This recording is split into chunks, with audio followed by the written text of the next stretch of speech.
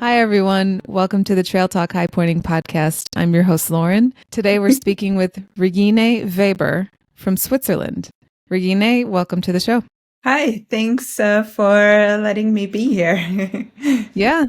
And now, for listeners who don't know, the connection here between the podcast and Regine is Daniel Carmical, who I think his episode was called Lone Star Highpointer. And you will hear about how they met on a high point later in the episode. But first, let's get started, Regine, with how you got started in the outdoors. Let's start very early. My parents, they had a holiday apartment in the Black Forest in the southwest of Germany, where we spent a lot of time when me and my brother were kids. So we went a lot of hiking. We did a lot of hiking there. And we went every day into the forest and we played mountaineering and abseiling and things like that. So yeah, Wow. that was a really early start with the outdoors. Yeah. I also did a lot of horse riding there and skiing. And then in my hometown, I also did a lot with horse riding in the forest. Yeah, that was actually really cool. But then the real going into the outdoors was definitely when I moved to the Swiss Alps. That was in December 2004. And yeah, I still live here. It's a small, well, it's actually a small town, but it's a very international ski resort. It's called Zermatt. For those who've been, maybe it's Mhm. where the Matterhorn is, the Wow. very famous mountain. Um, Have you climbed that? no, no, and I don't think I ever will. um, It's very yeah, pointy. it is. Yes. Yeah, and then so here are a lot of people who are in the outdoors, and so I met now my best friend. I met Lily, and yeah, she's Swiss, and we worked together in a hotel in summer 2005. And yeah, she had the same interest in traveling and in being outdoors. And so, of course, we had to become friends. And then Hmm. in 2008, we decided to quit our jobs and then go backpacking in Central and South America together. And then we Wow. went for a whole year, and that's actually then when it really started. Um, then we did our first real trekking tour with sleeping in tents. That was for 5 nights. We hiked the Salcantay Trail in Peru to Machu Picchu. Um, Wow. and then we did that was no, that was guided. And then we did Hmm. the next because we liked it so much that we decided to do another trekking for 3 days, and that was unguided. And that was in the Torres del Paine National Park in Chile. Wow. And yeah, then we did a lot of day hiking in between. And also, yeah, it was, I mean, traveling through South America was a lot of sitting in the bus actually and staying in cheap, like very cheap, rundown hostels. And but we try to get our hiking trips in between. And then also, like one day, we had to cross the border from Chile to Argentina in the middle of nowhere. It was at the end of the Carretera Austral in Chile, and then yeah, that's when where the road ends. And then either you take the Carretera Austral back, all the way back north, or you hike into the forest. And it's 15 miles only. Okay. But Is that 50 or no, 15? 15, Like 50 or 1? 1 5 Oh, only. okay. But it took us the whole day because it was so much bushwhacking and the trail Wow. was so muddy and it was so exhausting and we had no idea actually where we're going. And then at the end of the day, we arrived at a border control station in the middle of the forest from the Argentinians, and it was already evening, and there was nowhere to go. There was supposed to be a ferry, but the ferry left already hours ago. And then Oh, um, geez. and then they let us sleep in their backyard, which was it was so I don't know, it was just weird. It was so weird. And then the guys from there were like policemen or from the border patrol station, and we walked into that house, and they were sitting there watching soccer in their um, jogging pants. It was- and then we walked in, and they were like, where do you come from? It's like, yeah, we hiked here from Chile. It's like, what? All the way by yourself? And it's like, yeah. And then they say, yeah, Wow. why did you take the horses? And then uh, we actually we actually hired horses to carry our bags, but the horseman never arrived. Um, so, so we just Did you get your money back? no, we haven't paid him yet. That was a good No. thing. Yeah. And that's Wow. how it all started with the hiking, actually. And yeah, there's um, so many funny moments and exhausting moments, but it's all great. Yeah. In the end, you sit there, and I mean, you usually talk about the things that didn't go perfectly, and Mhm. those are the things that you remember forever. You're right. And here we call that type 2 fun. Yeah, So type 1 fun is just the very plain, outright, very obvious fun, sitting on a beach, having someone serve you drinks. yeah, And type 2 is the kind that you're yeah, describing, what you really remember. It's like in the moment that kind of sucked, but you do it all over again and the memories are vivid. yeah, exactly. Yeah, and then yeah, I did a peak, not the highest peak in Bolivia, but a peak, an easy peak to hike. In meters, it's 6,088 meters, which is That's a, what's it called? What's the yeah, peak called? I looked it up. It's 19,970 feet. It's called Yeah. Huayna Potosí Oh, in yeah. Bolivia. There's a lot of guiding companies in the US that'll take Yeah. you there. So I tried that one Hmm. and I failed completely. Oh, what um, was it about the peak? we went to Bolivia and then we were in La Paz, and I saw the ads for like travel companies who or mountaineering companies that try to take you Hmm. there. And I said to my friend, Hmm. "Oh, let's go." And but she said, "No, I'm not crazy. You can go. I stay here." And I said, "Okay, I go. You stay here. You can do something different." But I go. So yeah, I went, and but it was like in the end it ended really bad.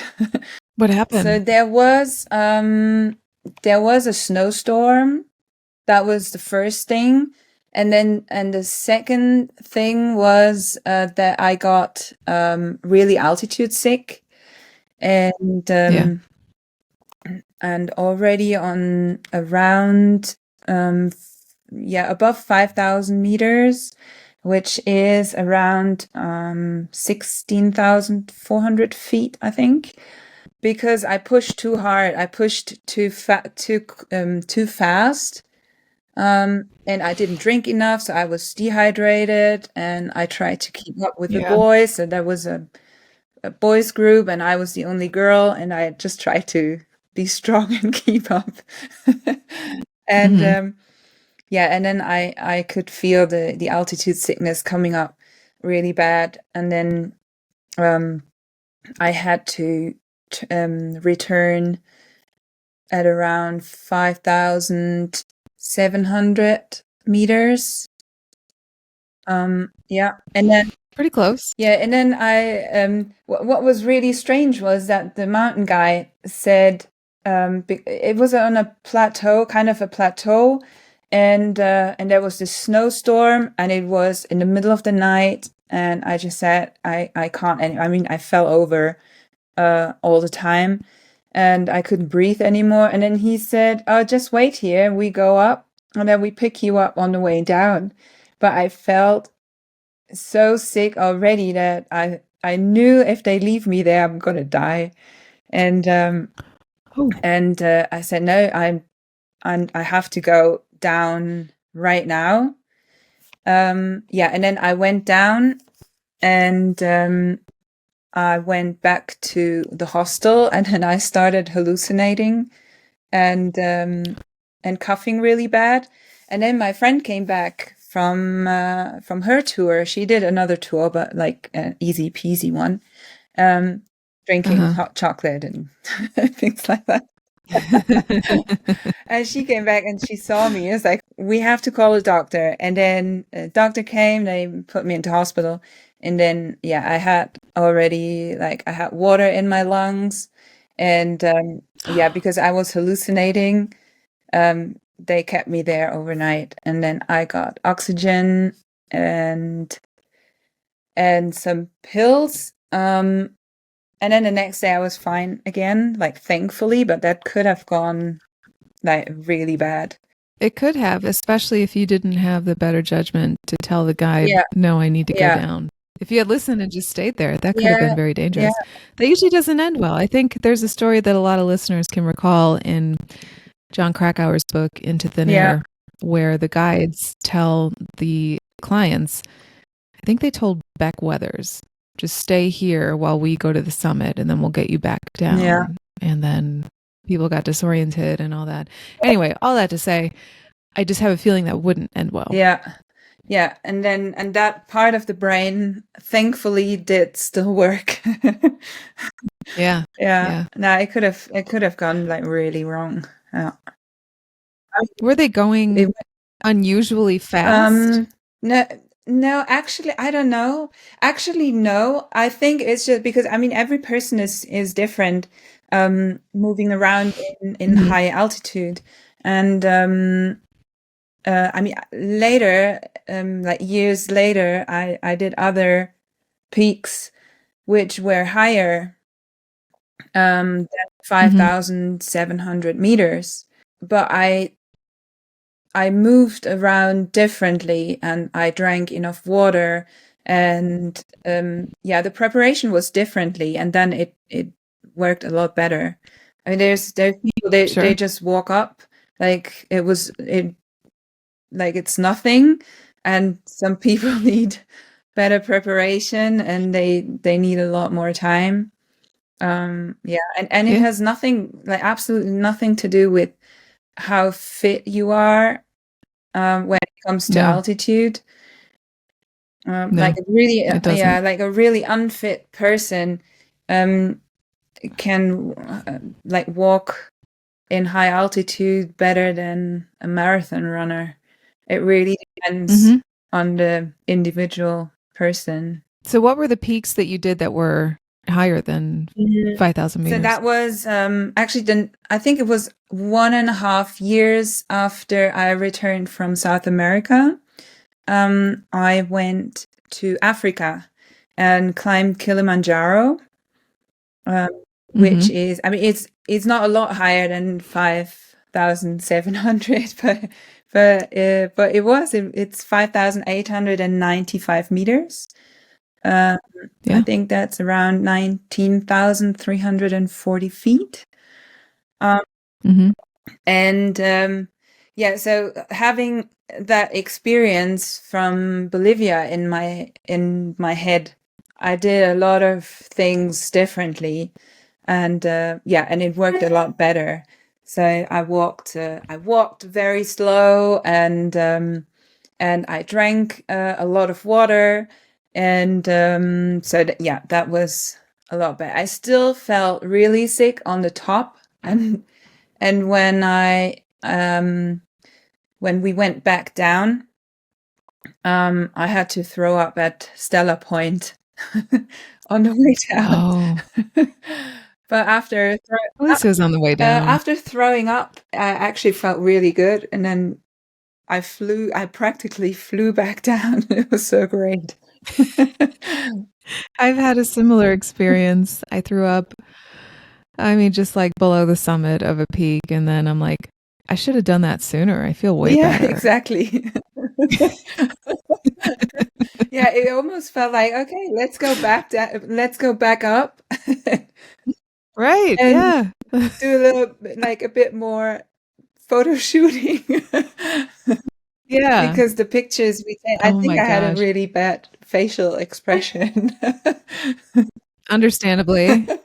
I had a guide on Kilimanjaro on the show, and she said that they encourage clients to move slowly. Yeah, Yeah.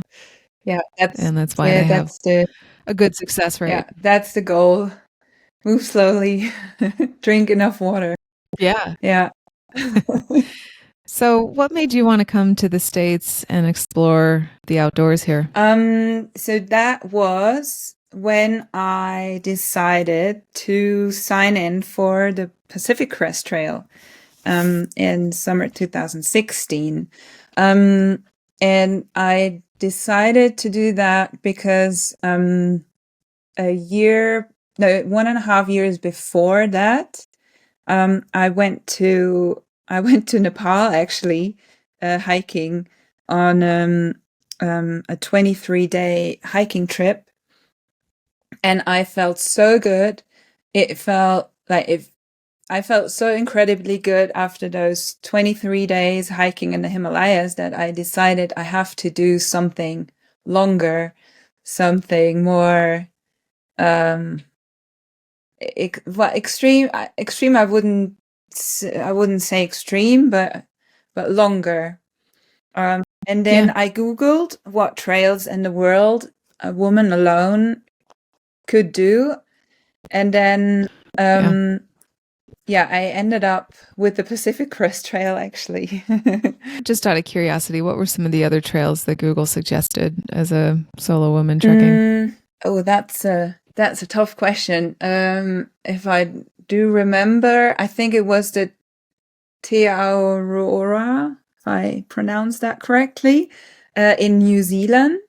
And what other trail? I think the Appalachian Trail as well. But I wanted to do the Pacific Crest Trail because of the scenery. I think the Mm-hmm. Appalachian Trails Yeah. is mostly through the forest. I think, Majority of yeah, the it. Yeah. majority. Mm-hmm. I mean, you don't get like the Sierras and Yeah, yeah, the yeah, desert, and like like the yeah, Pacific and Crest Trail. that's for when I go hiking. For me, it's a total motivator when the Yeah. scenery is great Mm-hmm. because it keeps you going. So, how did you train for Mexico to Canada? Were you in Switzerland I was when you I trained? was in Switzerland, um, but actually I did not really train, especially for the Pacific Crest Trail. Um, I mean, I went hiking here on my days off, Mm-hmm. and yeah, but nothing. Like I didn't go to the gym or or anything like Yeah. that. Yeah. Yeah, yeah. And Yeah. it was all. Well, I mean, I would imagine like just being on the trail, you know, you're hiking how many miles a day? Like 10, 15, Yeah, 20. After a couple days of that, you're going to get used yeah, to it, whether you train or yeah, not. exactly. And yeah, that's also what I read. And then I thought, okay, I could do it. I could deal with it. In Yeah. the end, it was like that. So you do shorter mile days at the beginning, and then once your body is used to your pack and like hiking all day long, then you can do like longer miles easily. Yeah. So what were some of the most memorable parts of the PCT? I would say, well, the Sierras, definitely.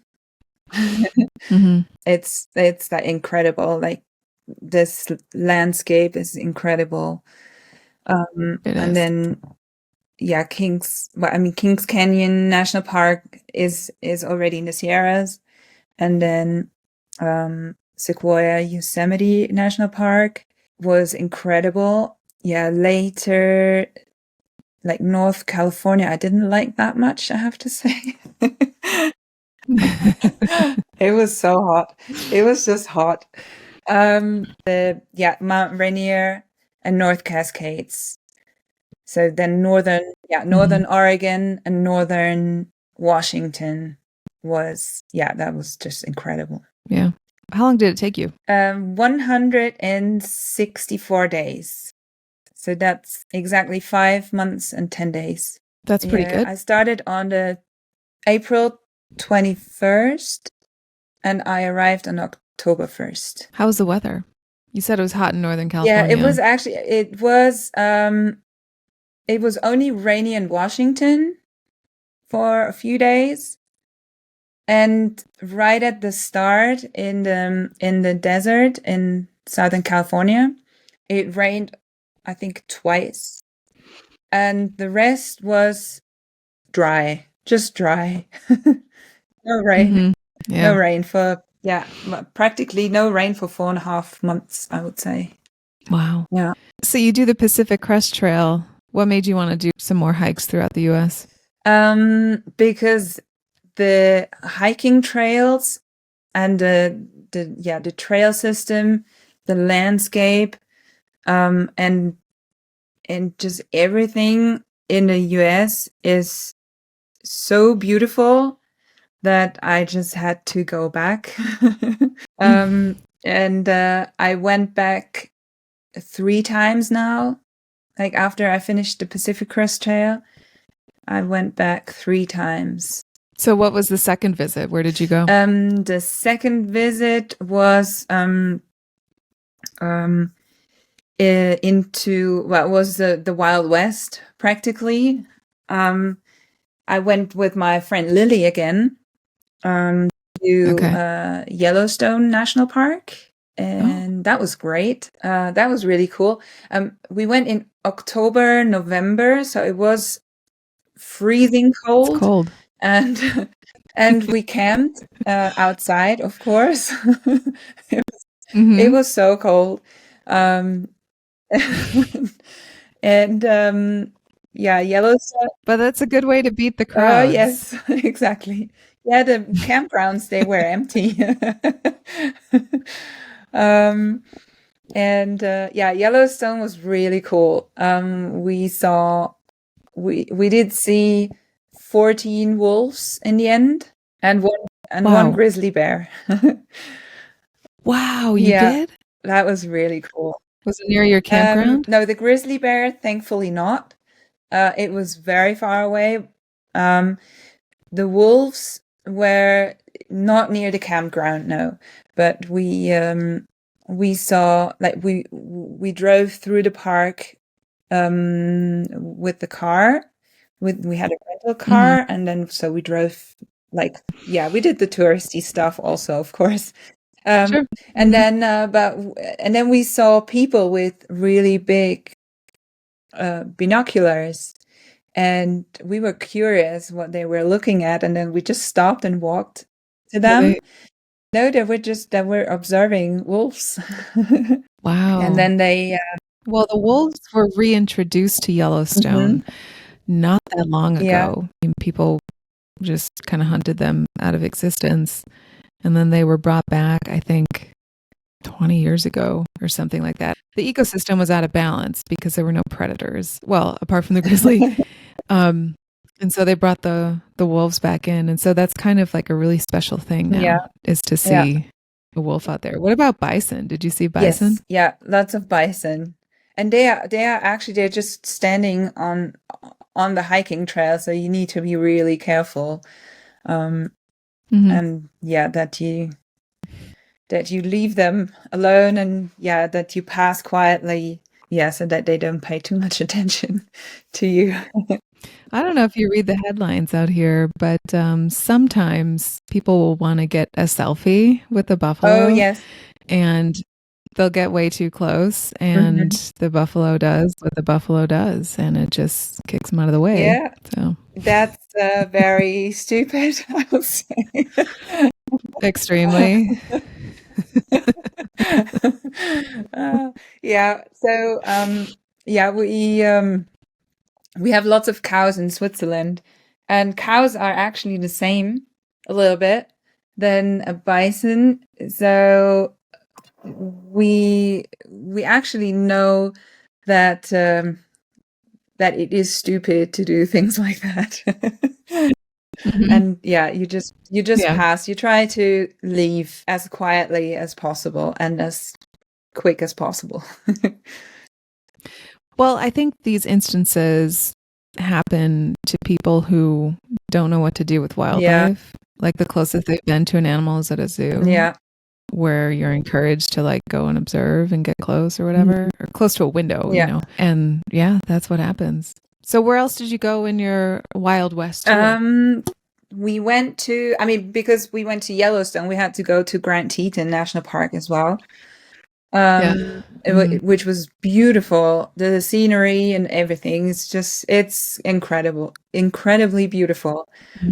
Then we went to Jackson Hole in Wyoming, which was really cool. And it was off season. Like, sadly, it was off season, but I could imagine how it is in winter. And because I live here in a ski resort, you could see some similarities. That was actually really nice. Yeah. And then we went to Utah, in Arizona. So we went to Arches National Park. I don't know the order. I really can't remember which order we went through. Did you do the Utah 5, like Arches, Canyonlands, Capitol Reef, Bryce, Zion? Bryce and Zion we did, and Monument Valley, and oh, I love Monument Valley. It's so great. And we got a camp spot in the Monument Valley. I don't remember. Is it the KOA? No, I don't think so.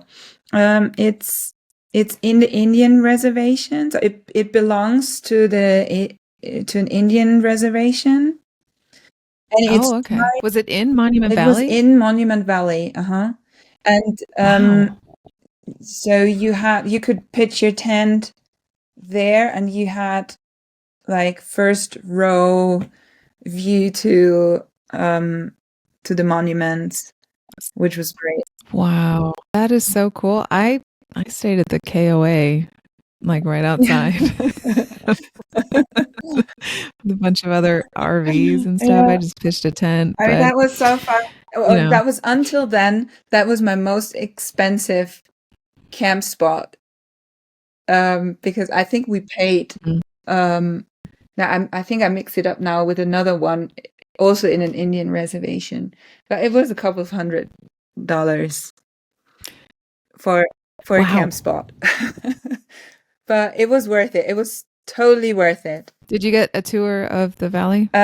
We went, well, not a guided tour. We went hiking by ourselves a little bit. You could actually drive through with the car, Yeah, it was, yeah. I mean, it was touristy, but it was nice. Yeah. Yeah. After that, did you go to the Grand Canyon? That was not on this trip, on like 2 years later. Yeah, 2 years later. But on that trip, we went to Antelope's Canyon also, Oh, yeah. and Horseshoe Bend, Arizona, and then Bryce Canyon and Zion National Park. And then, of course, we had to do Angel's Landing.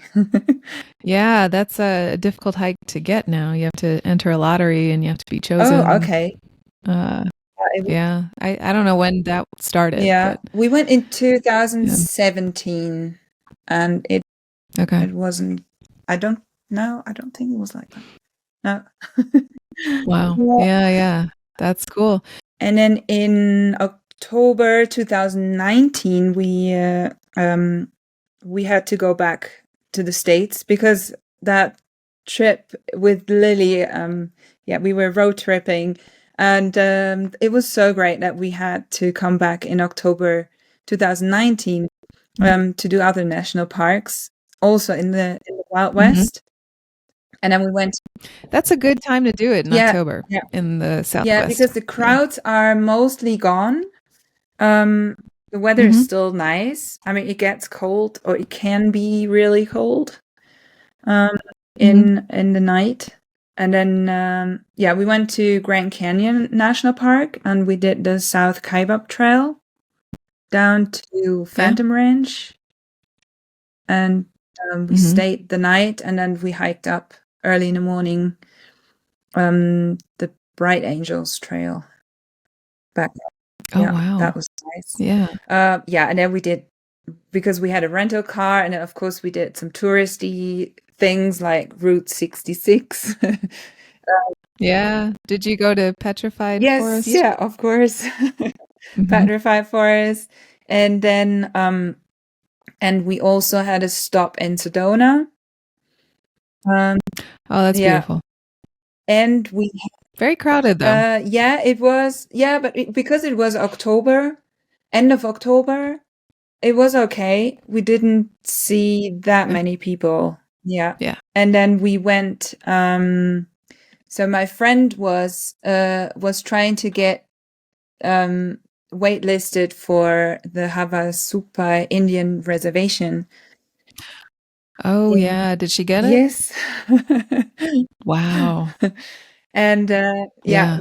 That's yeah, it's beautiful. so beautiful. So we spent 3 nights there, and that was also really cold.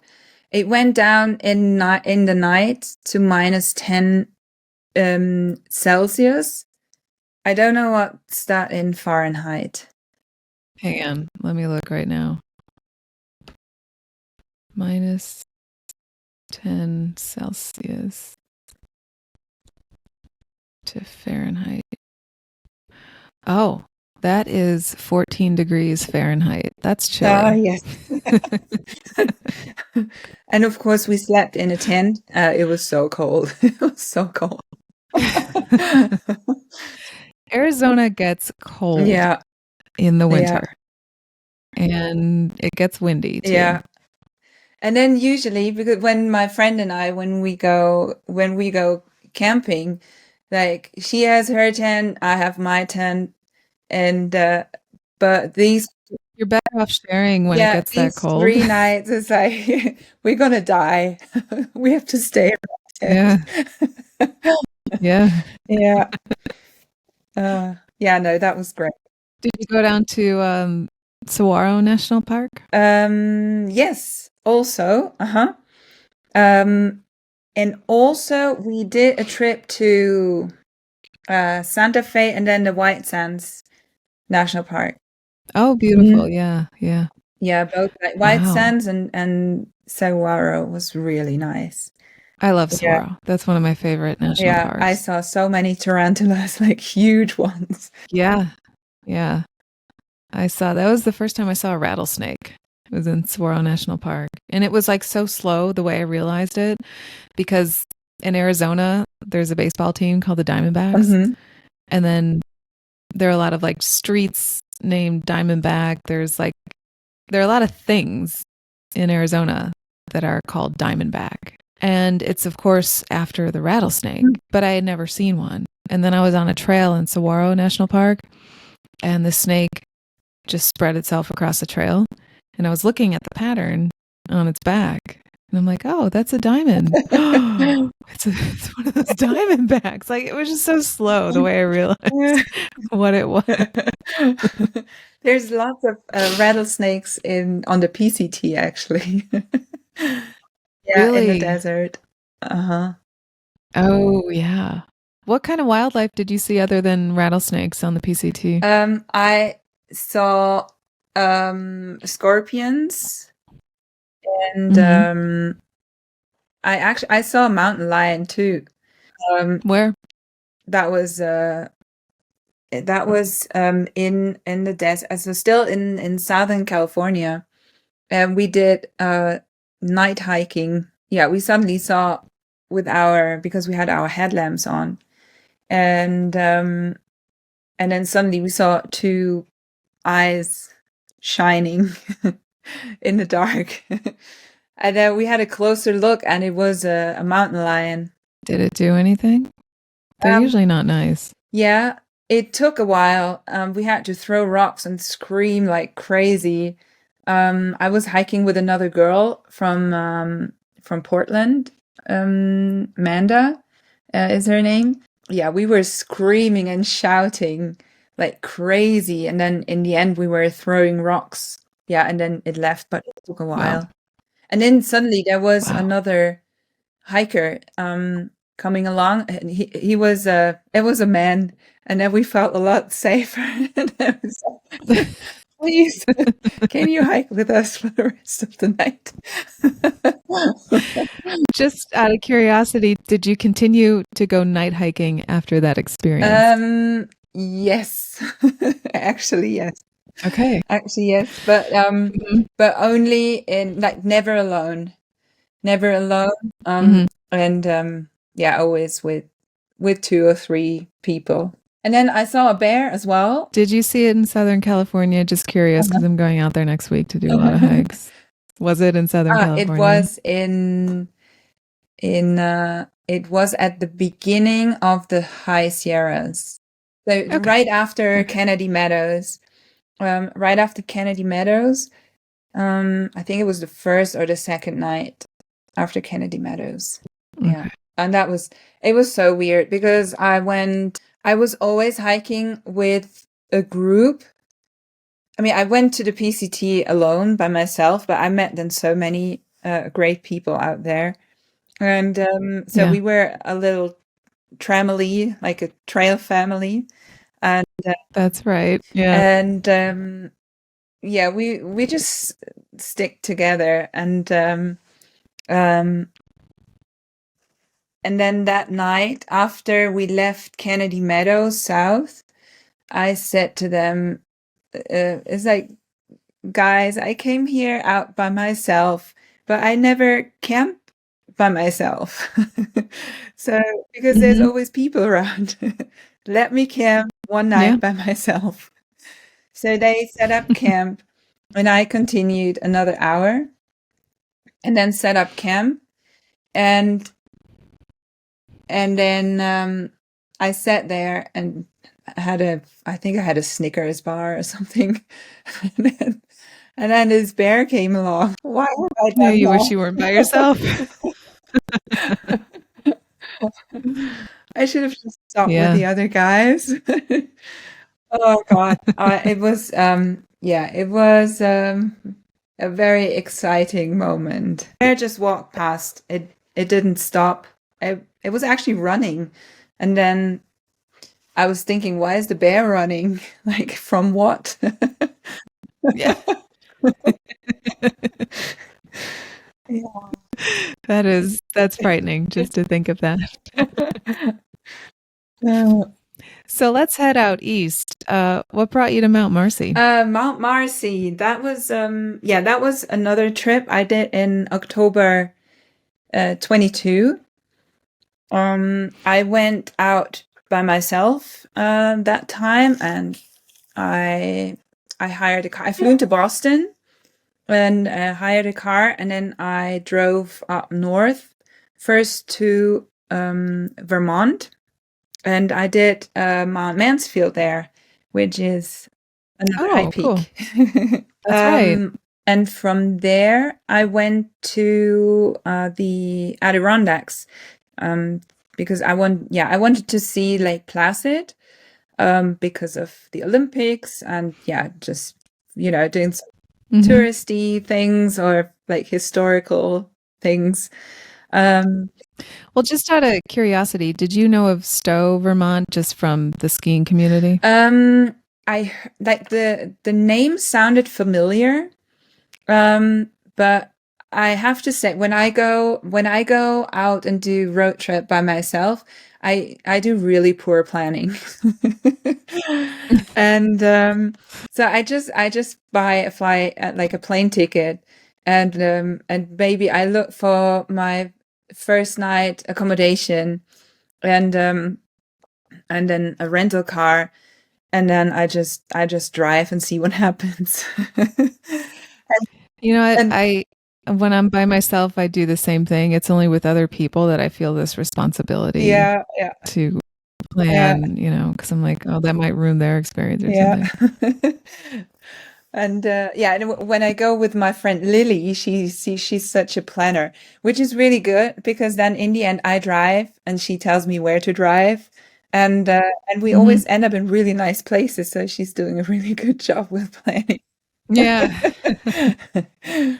Um, yeah, so I went to Ben and Jerry's ice cream factory. I don't know why, Oh, that but is an but I attraction. Yeah. saw, oh, there's Ben and Jerry's ice cream factory. Maybe I just go and see what if you can um if you can visit. And so I went there and then I saw the sign for the ski resort Stowe. And I thought, oh, well, now that I'm here, I can drive there. And so I ended up in Stowe and it was so pretty. It was really pretty. Um, and I stayed on a campground there and then I met a young couple. They were like my age. And they were from New York City. It was Hmm. Peter and Amanda from New York City, and they camped right next to me. And then um, they were talking to me. It's like, "Oh, where are you from?" And I said, "I'm from Switzerland." And then Peter said, "Oh, he was just in Switzerland, in Zermatt. If I know Zermatt." And then I said, "Well, I live there. It's the town I live Oh my gosh. in." So he just visited in the summer to go climbing, and so we had an instant connection, of course, because of Hmm. Zermatt. And they told me then about the Adirondacks and that I should go and climb Mount Marcy and that there is a wilderness campground and a lodge, and it's called Adirondack Lodge. And Yeah. so I went there and I tried to get a place first in the lodge because it was so cold, but then they were booked out. So I had to stay in the on the campground, which was totally fine. Um, they had, I mean, what I find really cool at the American campgrounds is like they all have fire pits, which is really nice, and they don't Hmm. have that here. And it's just so nice. You sit there and you make a fire. Yeah, and then you smell like the fire for the next Yeah. week. um so I went to the ranger station there and asked them for a nice 2-day hike in the wilderness. And so they recommended a loop, and then I went out the next day. Then I didn't see people for 2 days. And then I arrived at Mount Marcy on the second day. Yeah, I climbed up. I think it was around 10 or so. And I sat there and there was no one no one else there. And I thought, okay, well, this is highest mountain of New York State, and there's no people up here. That's Yeah. great. Well, in October. Yeah, because before when I went to Mansfield, it was so crowded. There were so many people, and Okay, yeah, yeah. and then I expected the same with Mount Marcy, but there was no one. And then It's a little harder to get yeah, to than Mansfield, the peak at least. and then so I sat there and made coffee, and then these three guys came hiking up from the other side, and that was Daniel with his friends, and they came towards me, and then we started a conversation, and and then we instantly connected. It was really great, and then we hiked back down together, and that was really great. I was That's we're still awesome. in touch, which is also great. Yeah. Yeah. Yeah, Daniel said, well, he mentioned you in when he was talking about Mount Marcy, and he's like, "Yeah, Regine, and she hiked the Pacific Crest Trail, and you need to talk to her. She's so awesome." And of course, Daniel's good people, so I'm like, I trust his recommendation. So we'll get Regine on the show. Thank you. I was So did you know that you were yeah.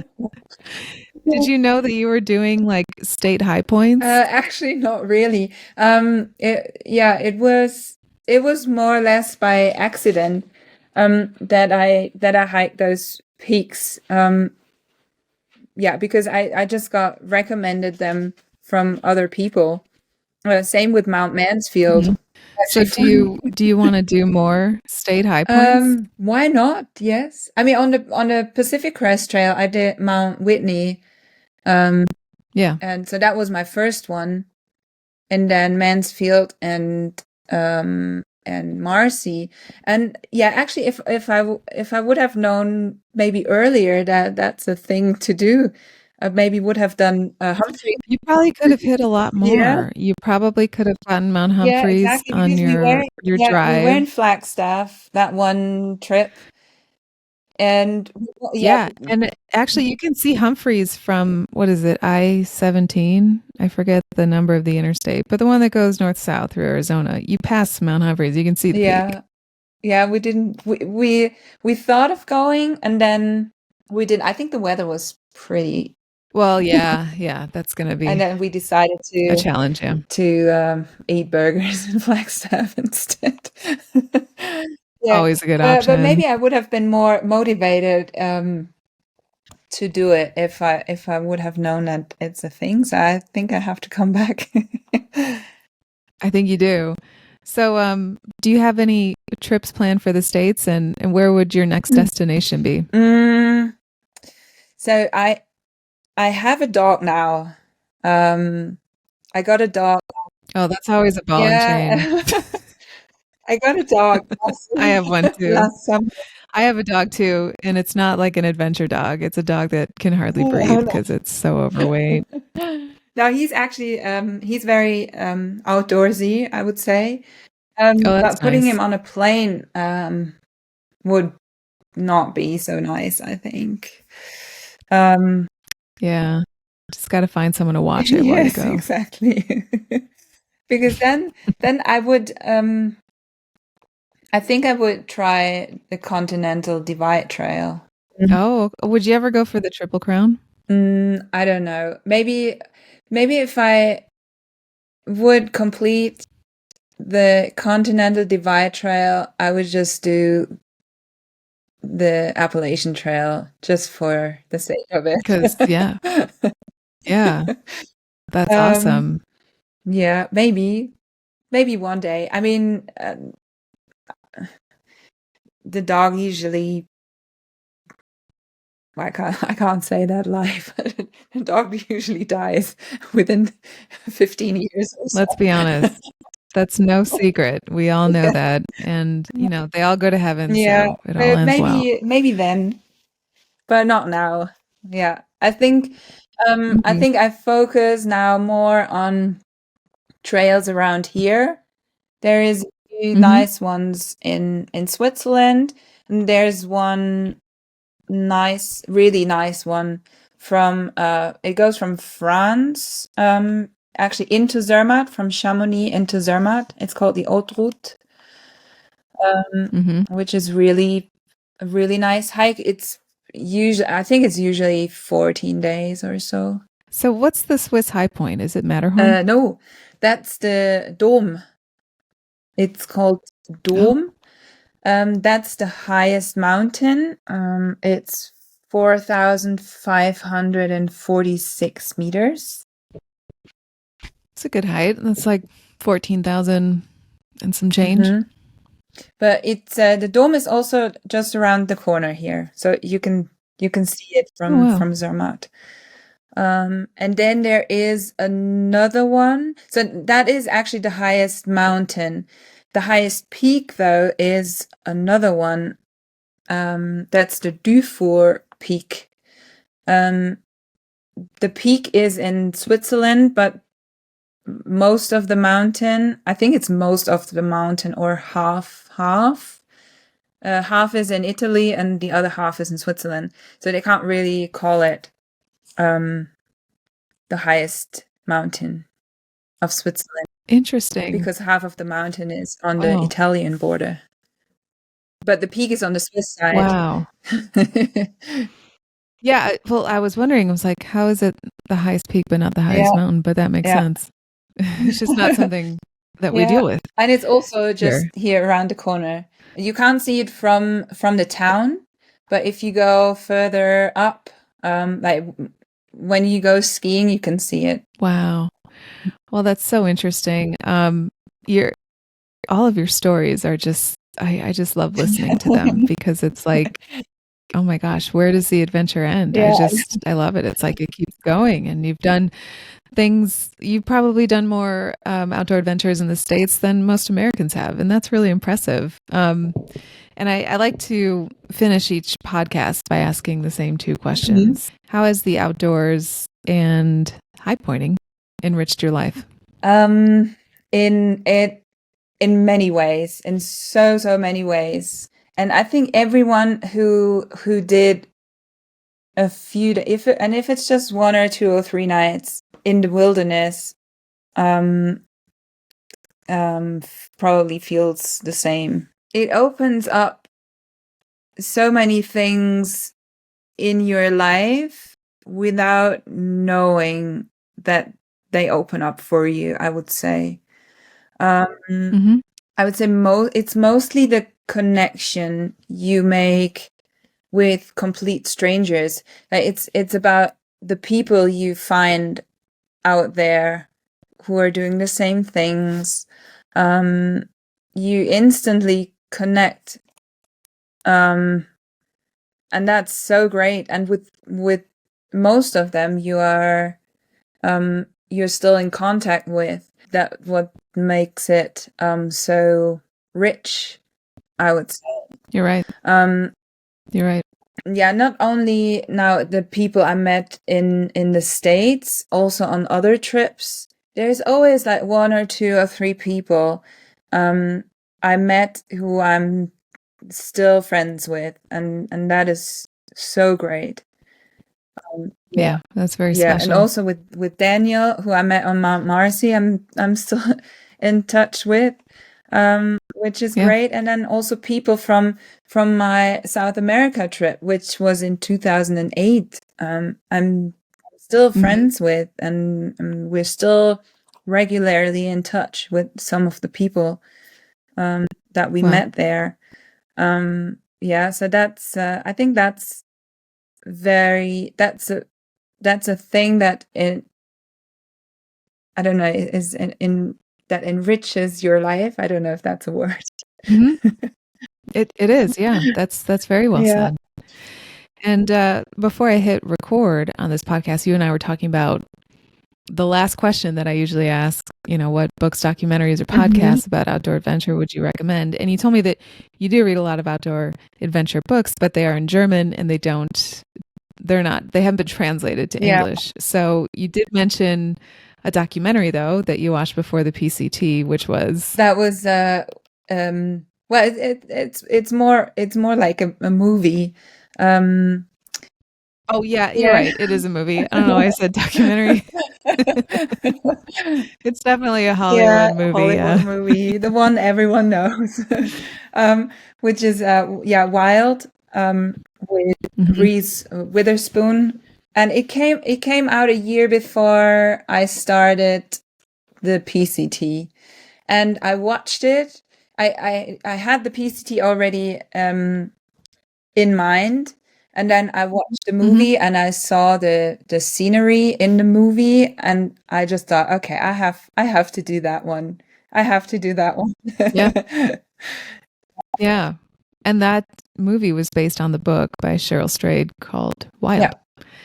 And when that book came out, it was very popular too. And I think it was because she didn't just say, it wasn't like a technical overview of how to hike.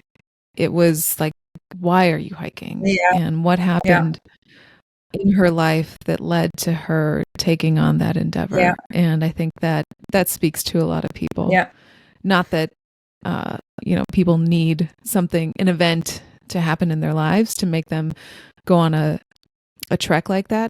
But I think it's just a very human element that we can all relate yeah, to her yeah, story.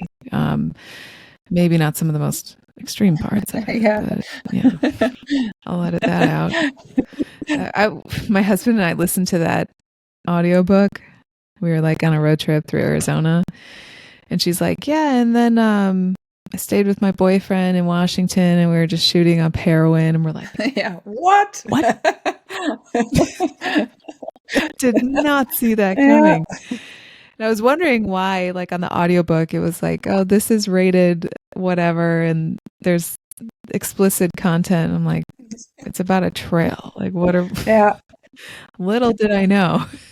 And you can definitely hike it without this background story. You For don't need sure. this background story to hike this trail.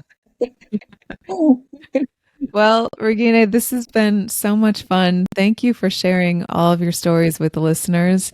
And whatever adventure you have planned next, I wish you the best of luck. And tell me all about it. Send me an email, and I'd love to hear about your next All endeavors. right. Thank you so much.